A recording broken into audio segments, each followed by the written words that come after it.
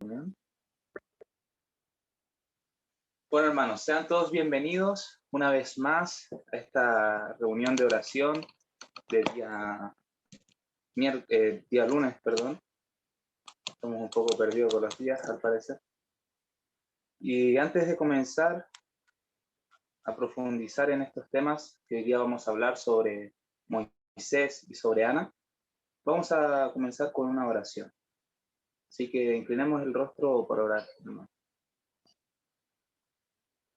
Padre bendito que estás en el cielo, santificado y glorificado sea tu nombre, Señor.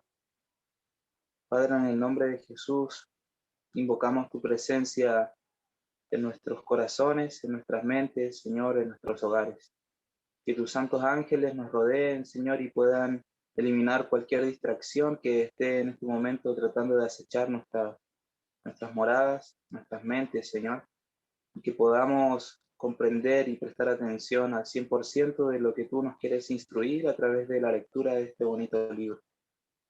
Señor, te ruego también que tú me des tu Espíritu Santo para poder darle una correcta interpretación a cada una de las citas que vamos a leer en esta tarde, Señor. Todas estas cosas nosotros te las agradecemos, te las pedimos en el nombre de Jesús, nuestro Salvador. Amén. Muy bien, vamos a comenzar cantando un himno.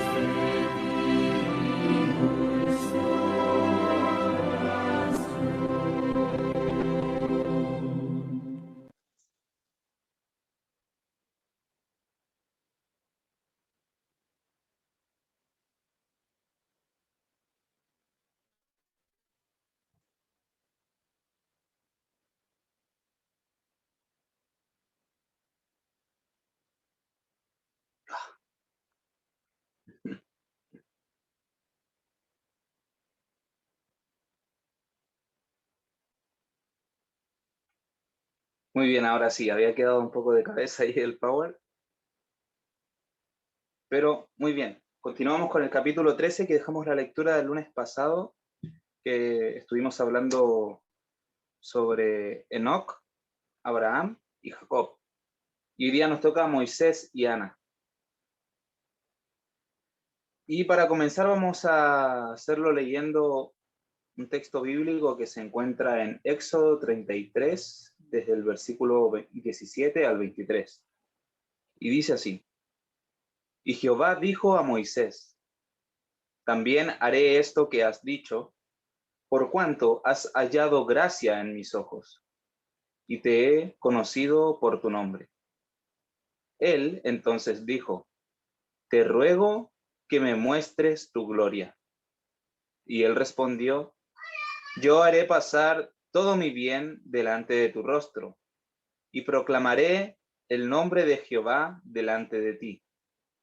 Tendré misericordia del que tendré misericordia, y seré clemente para con el que seré clemente. Dijo más: No podrás ver mi rostro, porque no me verá hombre y vivirá. Y dijo aún Jehová: He aquí un lugar junto a mí, y tú estarás sobre la peña. Y cuando pase mi gloria, yo te pondré en una hendidura de la peña, y te cubriré con mi mano hasta que haya pasado. Después apartaré mi mano, y verás mis espaldas, mas no se verá mi rostro.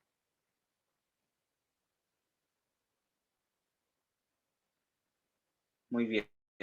Este texto lo vamos a ir comentando juntamente con estas citas que hablan sobre Moisés y cómo era su experiencia a través de la oración. Y qué ejemplo nosotros podemos rescatar de no solamente de Moisés, sino de cada uno de los hombres y mujeres que vamos a estar estudiando con estos capítulos. Sigan el ejemplo de Moisés en cuanto a la oración. Hablad menos.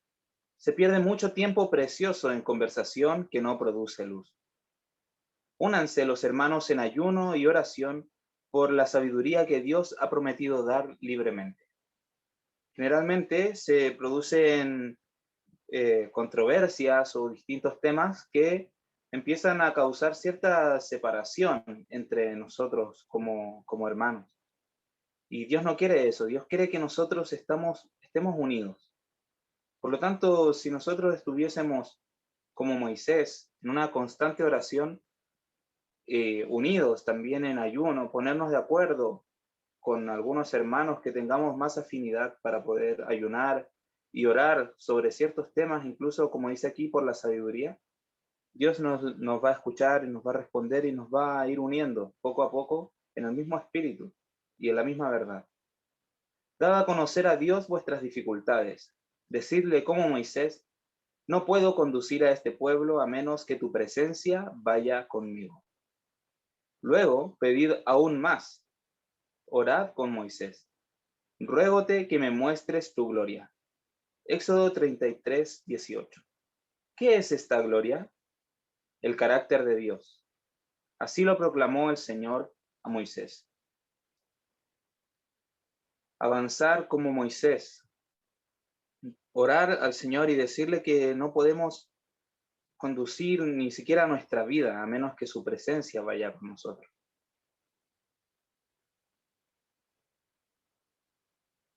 Moisés intercedió exitosamente por Israel.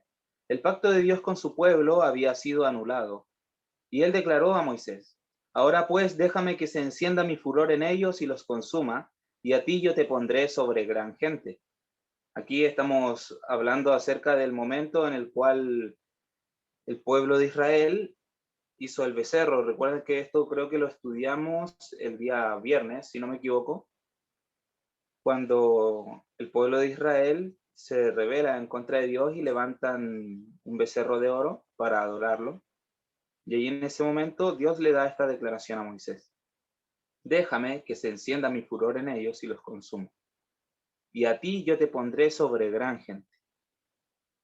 El pueblo de Israel, especialmente la multitud mixta, estaba siempre dispuesto a rebelarse contra Dios. también murmuraban contra Moisés y le afligían con su incredulidad y testarudez, por lo cual iba a ser una obra laboriosa y aflictiva conducirlos hasta la tierra prometida. Sus pecados ya les habían hecho perder el favor de Dios, y la justicia exigía su destrucción. El Señor, por lo tanto, dispuso destruirlos y hacer de Moisés una nación poderosa. Ahora pues, déjame que se encienda mi furor en ellos y los consuma. Había dicho el Señor. Si Dios había propuesto destruir a Israel, ¿quién podría interceder por ellos? ¿Cuántos hubieran abandonado a los pecadores a su suerte? ¿Cuántos hubieran cambiado de buena gana el trabajo, la carga y el sacrificio, compensados con ingratitud y murmuración, por una posición más cómoda y honorable, cuando era Dios mismo el que ofrecía cambiar la situación? Aquí vemos en este momento que Moisés estaba siendo probado por Dios para que él pudiera interceder por el pueblo. Porque si él no intercedía, ya era básicamente, estaban condenados. Y aquí vemos que se le presentan dos caminos: el camino fácil, ¿sí?, de easy way, y el camino difícil, de hard way, que está en inglés, ¿verdad? No lo encontré en español, pero básicamente es eso. Tenía Moisés la opción de elegir el camino fácil o el camino difícil. El camino fácil hubiera sido, ok, sí, destrúyelos y haz de mí una nación poderosa y grande y que me obedezcan y que sean fieles a ti. Pero el camino difícil era seguir trabajando con estos mismos que murmuraban, que estaban siempre oponiéndose a Dios entre todo ello y también a Moisés, y seguir con ellos, poder aceptar la carga que el Señor le había impuesto. ¿Qué decisión tomó Moisés? Moisés vio una base de esperanza donde solo aparecían motivos de desaliento e ira. Las palabras de Dios, ahora pues déjame, las entendió no como una prohibición, sino como una aliciente a interceder, como un llamado a interceder por el pueblo. Entendió que nada excepto sus oraciones podía salvar a Israel, y que si él lo pedía, Dios perdonaría a su pueblo. ¿Cuántas veces nosotros también nos encontramos en una situación similar, quizás, donde tenemos amigos, familiares a los cuales se les ha dado el mensaje y conocen la verdad, pero aún así ellos levantan sus ídolos? Pero Dios nos llama a interceder por ellos, a orar por ellos, a seguir el ejemplo de Moisés. Porque si nosotros no intercedemos, ellos quedan a su suerte. Pero Dios, como escuchó a Moisés, también nos escucha a nosotros. Mientras Moisés intercedía por Israel, perdió su timidez. Ya hemos visto en estudios anteriores cómo esto también tiene que ver con el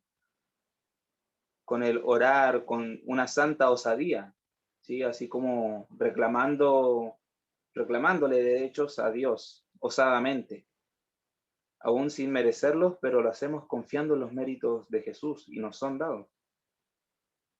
Movido por el profundo interés y amor que sentía hacia aquellos en cuyo favor él había hecho tanto como instrumento en las manos de Dios. El Señor escuchó sus súplicas y otorgó lo que pedía tan desinteresadamente. Examinó a su siervo, probó su fidelidad y su amor hacia aquel pueblo ingrato, inclinado a errar, y Moisés soportó noblemente la prueba. Su interés por Israel no provenía de motivos egoístas. Apreciaba la prosperidad del pueblo escogido de Dios más que su honor personal, más que el privilegio de llegar a ser el padre de una nación poderosa. Aquí vemos cómo Moisés pasa esta prueba puesta por Dios, que tiene esta connotación de interceder por el pueblo, del amor de Moisés hacia el pueblo que Dios había escogido, hacia el pueblo de la promesa, de este amor desinteresado que tenía él. Pero no solo eso, sino también, como lo habíamos visto, también cuando Moisés le responde a Dios. Esto está en Éxodo 32. Allí nosotros nos damos cuenta de que Moisés también estaba interesado en que los pueblos vecinos, los pueblos que habían dejado ir al pueblo de Israel, que eran los egipcios, y todos los otros pueblos que habían visto estos prodigios y que se habían enterado de cómo los liberó con mano firme y fuerte y los sacó de Israel abriendo el Mar Rojo. Moisés no quería que estos pueblos se burlaran de Dios, que el honor de Dios no fuera pisoteado. La misma experiencia de Jesús. Y Dios se sintió complacido por la fidelidad de Moisés, por su sencillez de corazón y su integridad, y le dio, como a un fiel pastor, la gran misión de conducir a Israel a la tierra prometida. Aquí vemos también cómo los líderes tienen que superar ciertas pruebas de humildad. Y esto es algo que realiza como una especie de colador, ¿verdad? Sabiendo de que la obra no es nuestra. Moisés continuó presentando sus peticiones ante Dios. Y aquí esta parte a mí me pareció muy interesante, porque Dios le respondía a las oraciones, pero él seguía pidiendo aún más, y eso es lo que vamos a ver. Moisés conocía bien la perversidad y ceguera de los que habían sido confiados a su cuidado. Conocía las dificultades con las cuales tendría que tropezar, pero había aprendido que para persuadir al pueblo debía recibir ayuda de Dios. Muchas veces nosotros nos desanimamos porque le damos el mensaje a una persona y lo rechaza, o no nos vuelve a hablar, o no me dice, mira qué interesante, y se quedan ahí y no toman decisiones, y uno como que se chasquea y se frustra y dice, pucha, me gustaría que esta persona lo aceptara, y nos quedamos ahí. Y tratamos de ponerles todas las evidencias para persuadir a las personas. Pero hay dos cosas que tenemos que tener súper claras. Primero, lo que dice aquí, que para persuadir a las personas a la verdad, al temor de Dios, tenemos que recibir primeramente la ayuda de Dios. Esto es algo inevitable. Y segundo, que yo creo que en Jesús tenemos el mejor ejemplo, Él tuvo una vida de trabajo y de servicio incansable. Siempre estuvo poniéndole una sonrisa al que la necesitaba, dándole sanidad también al que se la pedía, dándole el pan de vida, dándoles el pan físico, supliendo sus necesidades inmediatas. Y siempre estaba trabajando. Nunca vamos a recordar a un Jesús estático, sentado, esperando. Siempre él estaba en la obra de Dios. Y a pesar de haber estado trabajando tanto, recibió mucha oposición y su corazón también se atribulaba y se entristecía por aquellos que rechazaban la verdad constantemente, como lo eran los fariseos, por ejemplo, que eran los que más sabían y eran los que más rechazaban y se oponían. Pero aún así, él no se desanimaba, él seguía intercediendo por ellos. De la misma manera nosotros tenemos ese llamado hoy día. Moisés pidió una revelación más clara de la voluntad divina y una garantía de su presencia. Mira, tú me dices a mí, y esto es como yo cuando lo leía así con este tono, así. Sí, Moisés hablándole a Dios. Mira, tú me dices a mí, saca este pueblo, y tú no me has declarado a quién has de enviar conmigo. Sin embargo, tú dices, yo te he conocido por tu nombre y has hallado también gracia en mis ojos. Ahora, pues, si he hallado gracia en tus ojos, ruégote que me muestres ahora tu camino, para que te conozca, porque hallé gracia en tus ojos. Y mira que tu pueblo es esta gente. Aquí bastante osado Moisés, pero a la vez humilde, en el sentido de que él tenía una confianza como de un niño hacia su padre. Por lo tanto, le decía, ok, tú me dijiste que hallé gracia en tus ojos. Bueno, ahora yo te pido, como tú me dijiste eso, que me muestres tu camino para que te conozca. reclamándole las mismas palabras que él había mencionado anteriormente. Y la contestación fue: mi rostro irá contigo y te haré descansar. Pero Moisés no estaba satisfecho todavía. Pesaba sobre su alma el conocimiento de los terribles resultados que se producirían si Dios dejara a Israel librado al endurecimiento y la impenitencia. No podía soportar que sus intereses se separasen de los de sus hermanos, y pidió que el favor de Dios fuese devuelto a su pueblo, y que la prueba de su presencia continuase dirigiendo su camino. Y allí le menciona, Moisés le dice a Dios: si tu rostro no ha de ir conmigo, no nos saques de aquí. ¿Y en qué se conocerá aquí que he hallado gracia en tus ojos, yo y tu pueblo? Sino en andar tú con nosotros, y que yo y tu pueblo sepamos, apartados de todos los pueblos que están sobre la faz de la tierra. Bueno, y aquí es donde siempre sabemos que al pueblo de Israel lo acompañaba, ¿qué cosa? Una columna de fuego durante la noche y una columna de nube que les hacía sombra durante el día. El abrigo y la sombra. Y la contestación de Dios fue esta: también haré esto que has dicho, por cuanto has hallado gracia en mis ojos y te he conocido por tu nombre. El profeta aún no dejó de suplicar. Imagínense, o sea, todo lo que le estaba pidiendo le estaba diciendo: ok, yo te lo doy. ¿Qué más querés? Ok, yo te lo doy. Moisés, ya, aparte de esto, también quiero esto. Ok, yo te lo voy a dar. Pero aún así, él volvió a suplicar, seguía pidiendo.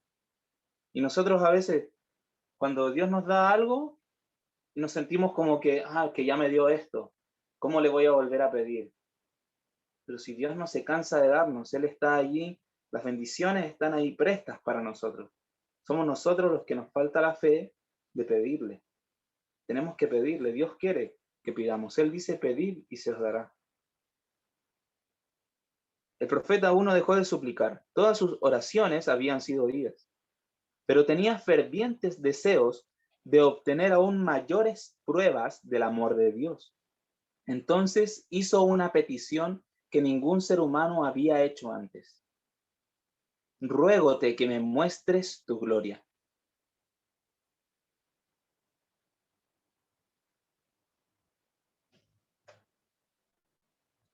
Dios no le reprendió por su súplica, ni la consideró presuntuosa, sino que al contrario, dijo bondadosamente: yo haré pasar todo mi bien delante de tu rostro.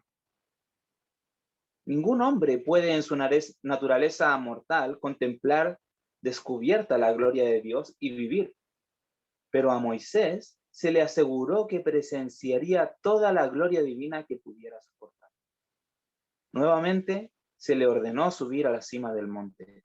Entonces, la mano que hizo el mundo, aquella mano que arranca los montes con su furor, y no conocen quién los trastornó, tomó a este ser hecho de polvo, a este hombre de fe poderosa, y lo puso en la hendidura de la roca, mientras la gloria de Dios y toda su bondad pasaban delante de él.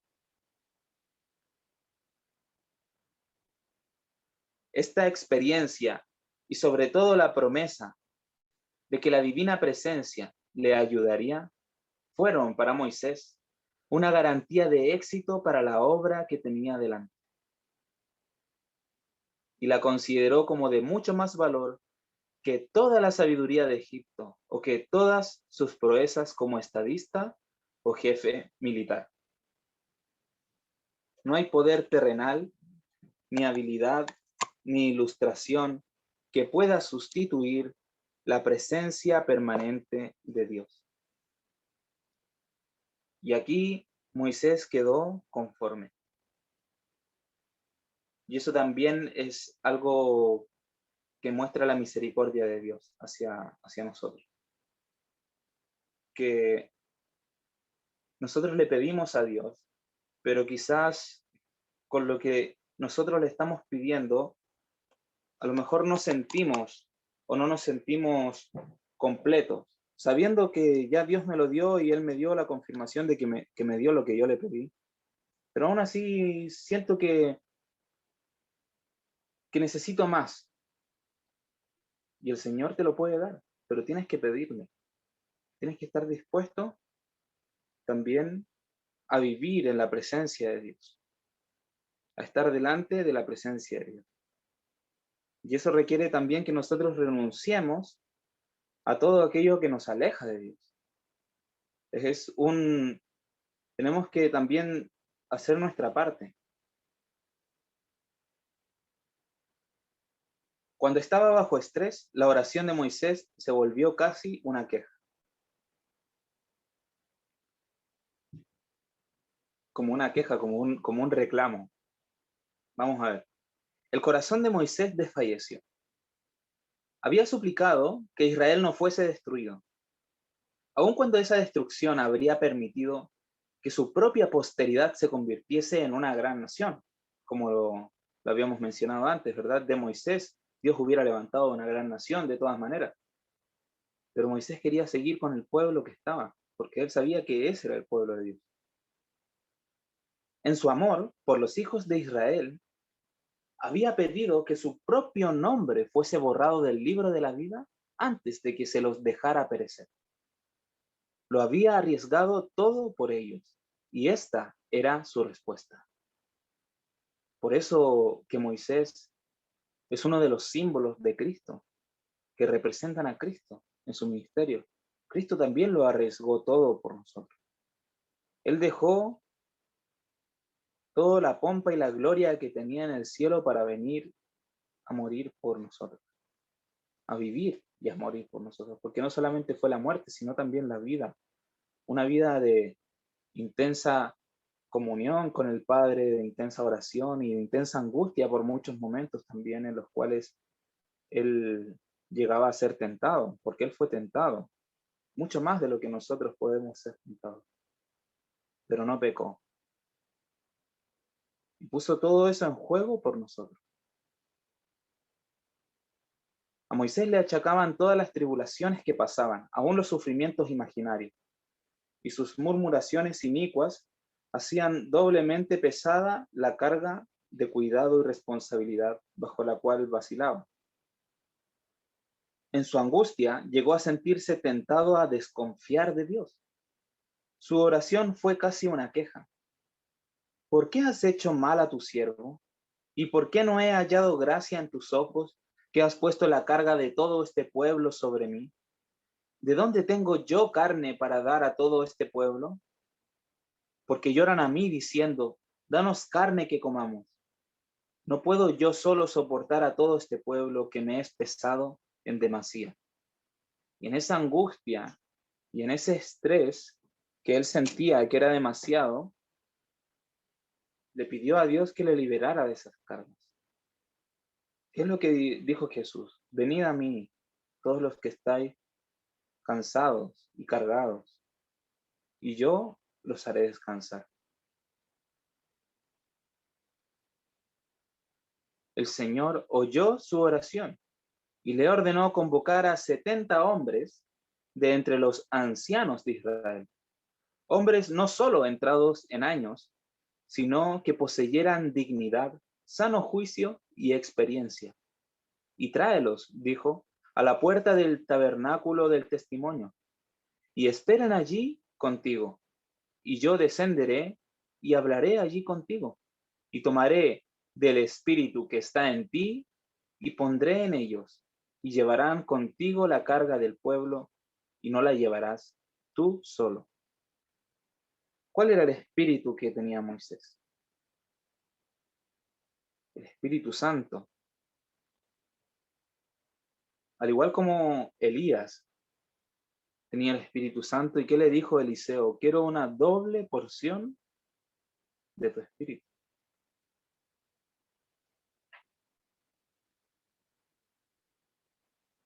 Así es como se aliviaron las cargas de Moisés. Otra oración respondida para Moisés. Moisés oró pidiendo misericordia para Israel. Moisés se levantó entonces y entró en el tabernáculo. El Señor le declaró acerca del pueblo. yo le heriré de mortandad y lo destruiré, y a ti te pondré sobre gente grande, más fuerte que ellos.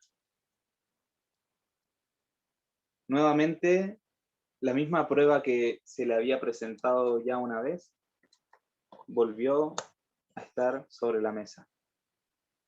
Pero nuevamente, ¿qué hizo Moisés? Intercedió por su pueblo. Porque él no podía consentir en que fuese destruido y que él, en cambio, se convirtiese en una nación más poderosa. Y apelando a la misericordia de Dios, dijo: ahora pues yo te ruego que sea magnificada la fortaleza del Señor, como la hablaste diciendo: Jehová, tardo de ira y grande en misericordia, que perdona la iniquidad y la rebelión. Perdona ahora la iniquidad de este pueblo según la grandeza de tu misericordia, y como has perdonado a este pueblo desde Egipto hasta aquí.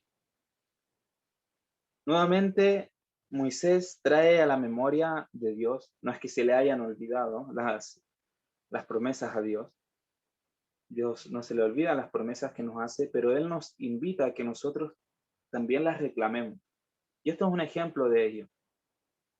Es una invitación no solo a interceder por aquellos que nosotros amamos, ya sea de la misma denominación, que están todavía en sus 13, como dice Víctor, sino también cuando nosotros estamos orando sobre cualquier tema y recordamos una promesa y nosotros hemos renunciado a todo lo que antes nos alejaba de Dios y estamos caminando conforme a su voluntad y hemos nacido de nuevo y necesitamos algo y recordamos esa promesa y se la pedimos y le reclamamos esa promesa, Él nos la va a dar y va a cumplir su palabra. Pero Él requiere de que nosotros le pidamos. El Señor prometió no destruir inmediatamente a los israelitas, pero a causa de la incredulidad y cobardía de ellos, no podía manifestar su poder para subyugar a sus enemigos. Aquí estamos hablando del momento en el cual, que es esta segunda vez que Dios le dice a Moisés que lo deje destruir el pueblo, es cuando están por entrar a la tierra prometida, se mandan los 2 espías que van a inspeccionar esta tierra, y en esta tierra habían gigantes.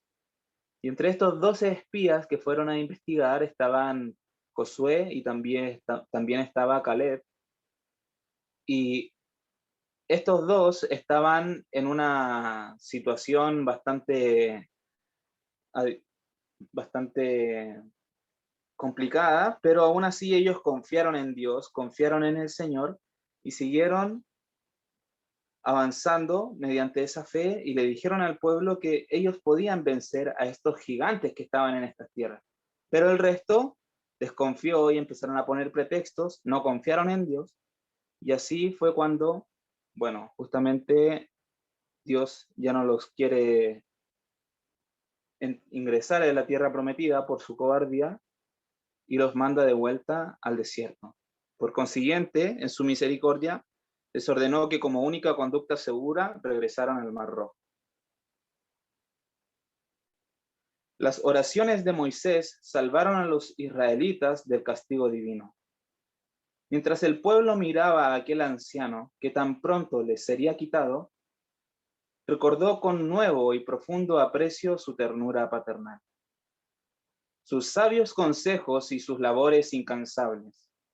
Cuán a menudo sus pecados habían merecido los justos castigos de Dios y las oraciones de Moisés habían prevalecido para salvarlos.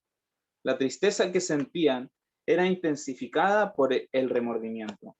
Recordaban con amargura que su propia iniquidad había inducido a Moisés al pecado por el cual tenía que morir.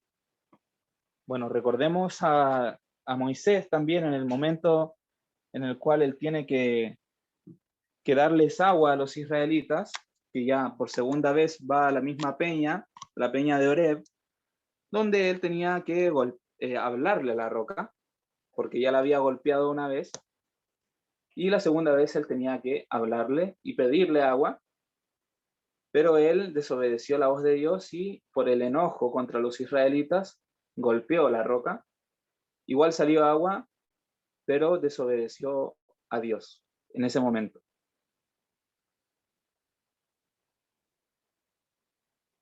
La última oración de Moisés fue contestada en el monte de la transfiguración. Nunca hasta que se ejemplificaron en el sacrificio de Cristo, se manifestaron la justicia y el amor de Dios más señaladamente que en sus relaciones con Moisés. Dios le vedó la entrada a Canaán para enseñar una lección que nunca debió olvidarse, a saber, que Él exige una obediencia estricta y que los hombres deben cuidar de no atribuirse la gloria que pertenece a su Creador. No podía conceder a Moisés lo que pidiera al rogar que le dejara participar en la herencia de Israel, pero no olvidó ni abandonó a su siervo. El Dios del cielo comprendía los sufrimientos que Moisés había soportado. Había observado todos los actos de su fiel servicio a través de los largos años de conflicto y prueba. En la cumbre de Pisga, Dios llamó a Moisés a una herencia infinitamente más gloriosa que la Canaán terrenal. Dios comprende cuando nosotros nos equivocamos por momentos, ¿verdad? Dios comprende todo eso. Moisés obviamente se arrepintió de su pecado, comprendió lo que ello implicaba y también pagó la consecuencia de su error. Pero aún así, esto nos enseña esa lección que dice aquí, que Dios exige una obediencia estricta y que los hombres deben cuidar de no atribuirse la gloria que pertenece a su Creador. Debemos obedecer a nuestro Creador, los mandatos que Él ha dejado, su ley divina, que es la manifestación de su carácter de amor. Amor a Dios y amor al prójimo. Pero esta ley nosotros no la obedecemos por nuestra voluntad, ¿verdad? Sino que la obedecemos por fe en Cristo, que nos ayuda y nos habilita para poder cumplir con las exigencias de esta ley.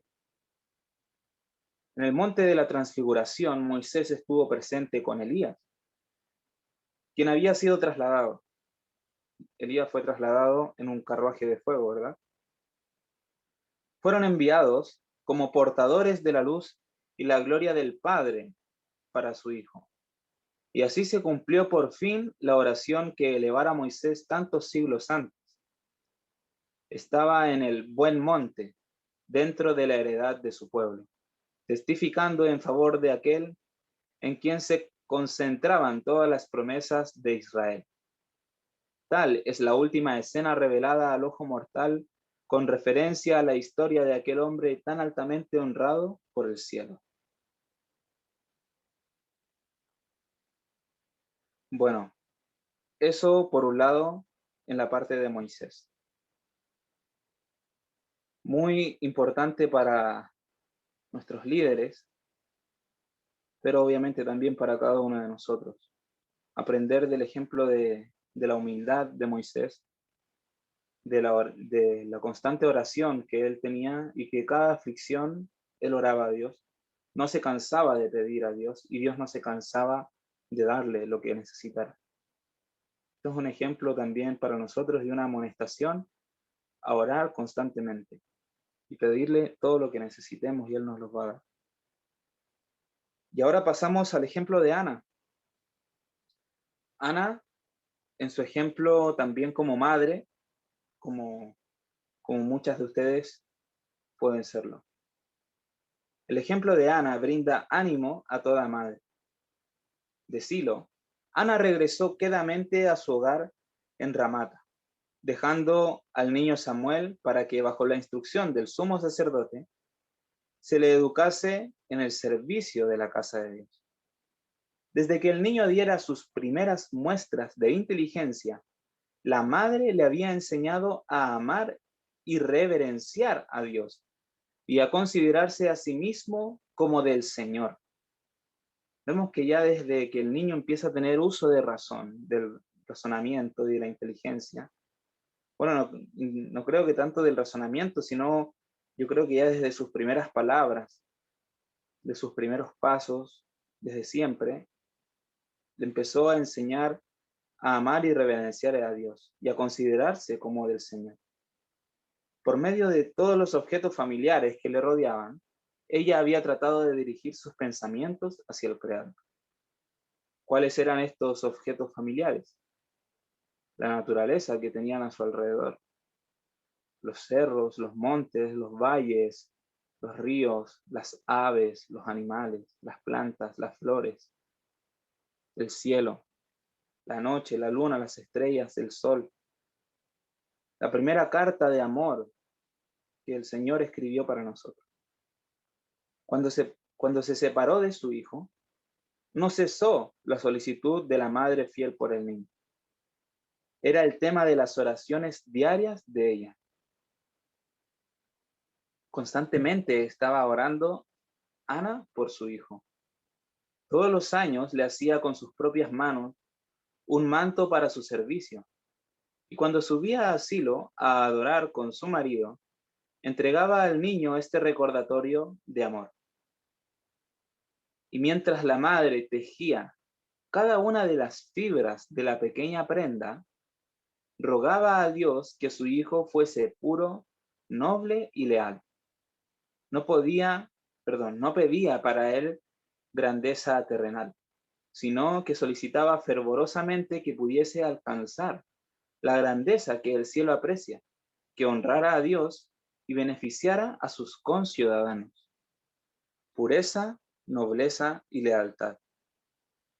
Mientras Ana tejía un manto parecido a esto, yo creo que incluso más ancho, pero aún así, en cada hilada, en cada puntada, ella estaba pidiendo al Señor pureza, nobleza y lealtad para su hijo.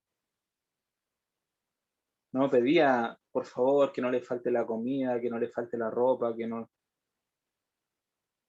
No digo que no haya que pedir esas cosas, pero son más importantes las bendiciones morales y espirituales que el Señor puede entregar. Que podamos entregar nuestras facultades mentales al servicio de Dios, nuestros corazones, nuestras vidas completas. Y eso va a traer intrínsecamente mucha más bendición. Y va a traer también la bendición material, la comida, la bebida, el vestido. Porque Mateo 6:33 dice que si tú buscas primeramente el reino de Dios y su justicia, todo lo demás te será añadido. Todo lo demás. No dice algunas cosas te serán añadidas. O la mitad de las cosas. Cuando es todo, es todo. Cuán grande fue la recompensa de Ana y cuánto alienta a ser fiel el ejemplo de ella. A toda madre se le confían oportunidades de valor inestimable e intereses infinitamente valiosos. El humilde conjunto de deberes que las mujeres han llegado a considerar como una tarea tediosa debiera ser mirado como una obra noble y grandiosa. Porque la madre tiene el privilegio de beneficiar al mundo por su influencia, y al hacerlo impartirá gozo a su propio corazón. A través de luces y sombras puede trazar sendas rectas para los pies de sus hijos, que los llevarán a las gloriosas alturas celestiales. Pero solo cuando ella procura seguir en su propia vida el camino de las enseñanzas de Cristo, puede la madre tener la esperanza de formar el carácter de sus niños de acuerdo con el modelo divino. No podemos pedirle peras al olmo, ¿verdad? Tenemos que caminar conforme a la voluntad de Dios para que esta voluntad se vea reflejada también en nuestro entorno. Si nosotros no aceptamos y no tomamos las decisiones hoy de poder hacer lo que tenemos que hacer, obviamente no tenemos la fuerza, volvemos a repetir, lo que incansablemente se ha repetido en todos estos estudios, que por nosotros mismos nunca vamos a poder alcanzar, caminar conforme a las enseñanzas de Cristo, seguir esa senda por nuestro propio esfuerzo. Solamente el Espíritu Santo nos puede capacitar para ello. Pero para eso nosotros tenemos que poner el ejercicio de la voluntad, como el otro día estudiamos con nuestro hermano Joaquín. Poner nuestra voluntad del lado de la voluntad de Dios. Y así podemos criar a nuestros hijos conforme al carácter de Dios. El mundo rebosa de influencias corruptoras. Las modas y las costumbres ejercen sobre los jóvenes una influencia poderosa. Si la madre no cumple su deber de instruir, guiar y refrenar a sus hijos, estos aceptarán naturalmente lo malo y se apartarán de lo bueno. Acudan todas las madres a menudo a su Salvador con la oración. ¿Qué orden se tendrá con el niño y qué ha de hacer? Cumpla ella las instrucciones que Dios dio en su palabra y se le dará sabiduría a medida que la necesite. Consecuencia, simplemente, caminar conforme a lo que Dios nos da. Si caminamos conforme a la luz que Dios nos da ahora, hoy, mañana nos va a dar más. Ana era una mujer de oración. No reprochó a su esposo por el error de su segundo matrimonio. Llevó la pena que no podía compartir con un amigo terrenal a su Padre Celestial. Y buscó consuelo únicamente en aquel que había dicho, llama y yo responderé.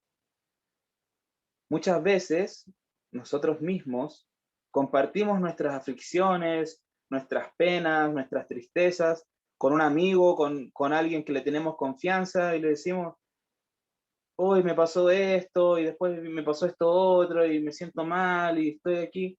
Pero esa otra persona a la cual tú le estás contando las cosas no puede hacer nada por ti porque es un ser humano, igual que tú. Pero si nosotros vamos a Dios, a nuestro Padre Celestial, y le compartimos todas nuestras angustias, nuestras penas, ya toda esa tristeza, todo ese peso que tú sientes, se va a ir. Ya no va a quedar allí como algo que contarle y, igual quiero contarle a esta persona. No hay motivo, no hay razón para hacer eso. Porque Dios tiene que ser nuestro único confidente. Hay un poder extraordinario en la oración y debemos creerlo.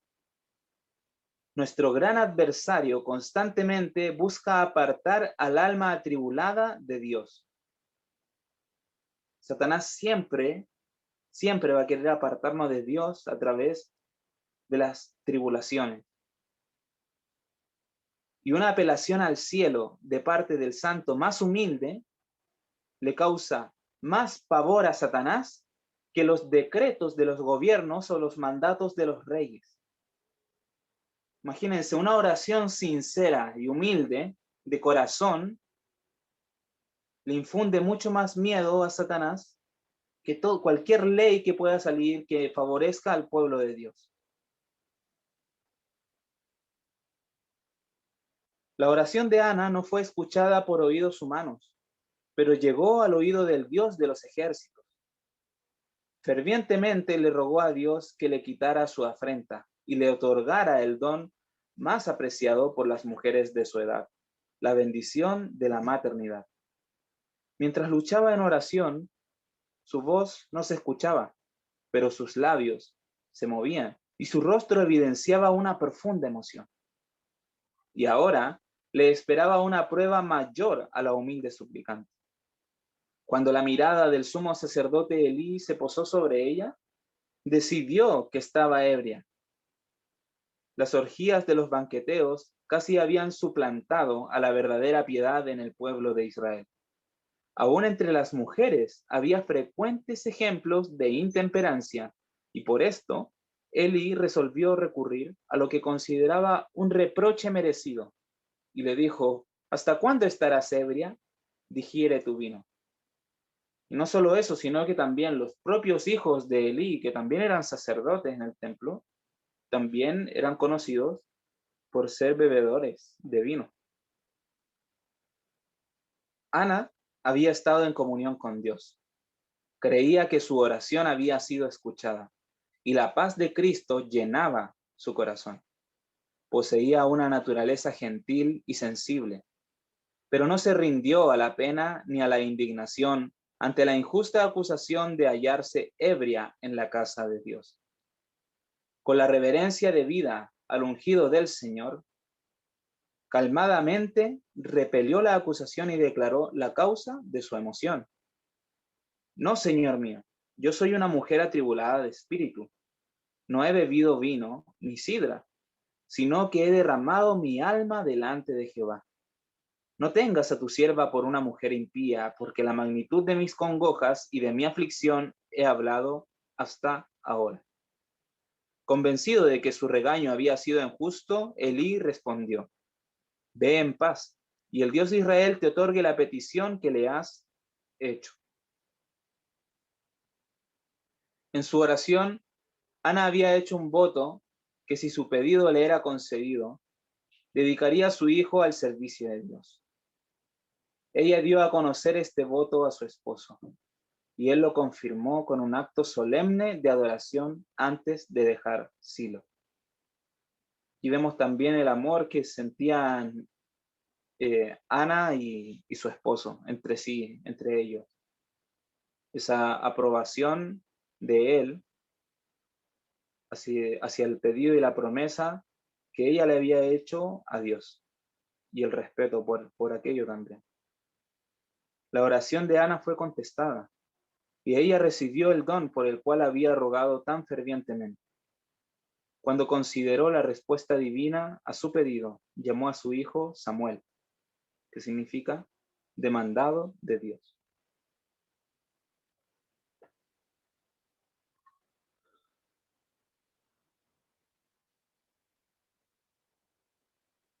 Bueno, hasta aquí la lectura del libro el día de hoy. Para poder hacer un resumen general, tenemos mucho que aprender todavía acerca del tema de la oración y de cómo poder aplicarla, porque la oración, como decía el himno y como lo dice también este libro, es la vida del alma. ¿Cuántas veces nosotros respiramos en el día? Son innumerables. A veces debiéramos orar, si es que la oración es como ese aliento de vida. Todo el tiempo debiéramos estar en una constante oración. Que el Señor nos ayude y que nos guíe para poder manifestar en nuestra vida ese espíritu de oración, esa oración secreta. No es necesario que estemos todo el tiempo ahí en público demostrándole a los demás, sino esa oración secreta que haces en tu cuarto, esa oración secreta que haces en tu mente mientras haces las cosas diariamente, para que Dios te vaya fortaleciendo para superar cada prueba y así poder evitarte tanto sufrimiento. Vamos a inclinar el rostro para orar.